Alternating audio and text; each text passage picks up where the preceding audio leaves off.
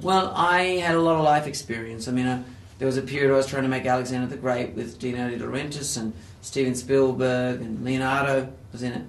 And, you know, we got so far down the road, we even built a studio in Northern Africa. Mm-hmm.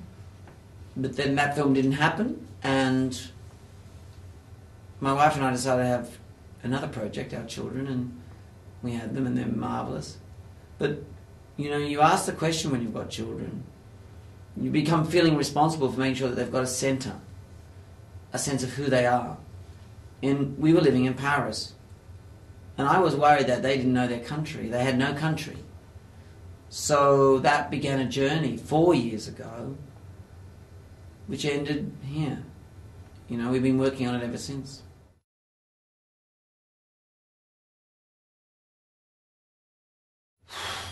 I think making a small film is a lot of stress.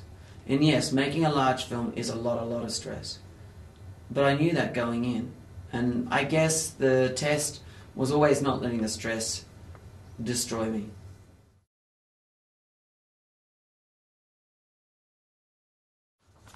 I mean, I worked with an Aboriginal filmmaker from the very beginning. And he was there during the writing process.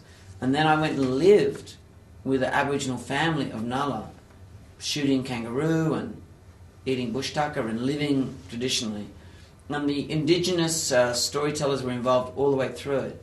So I knew not much, but I learned a lot.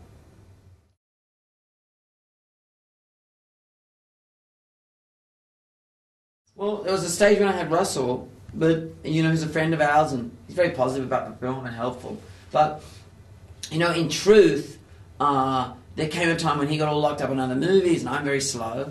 And Hugh Jackman has just evolved. He keeps evolving. Like, one moment he's singing and dancing, the next moment he's in a comic book action hero, then he's in psychological drama.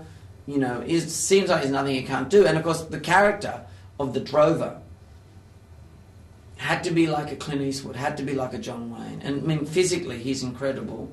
And I think the thing is, he's so at ease with creating character. People think he actually is the drover. You know.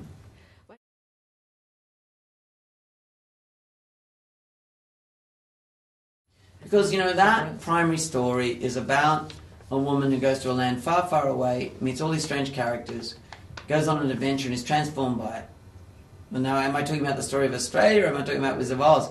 Plus, it opened in 1939, so they would have been seeing it. And plus, it's confused in the indigenous mythology of the whole thing. And, you know, this film, it's not really conveyed in the marketing so well. But the film is kind of a blast, you know. It's kind of a romp. It's a lot of fun. Mm-hmm. And so I wanted to keep these little references all the way through it that allows you to see that it's not about Aboriginal culture is right or European culture is right. It's about universality, about drawing from everything to make in concert a singular gesture.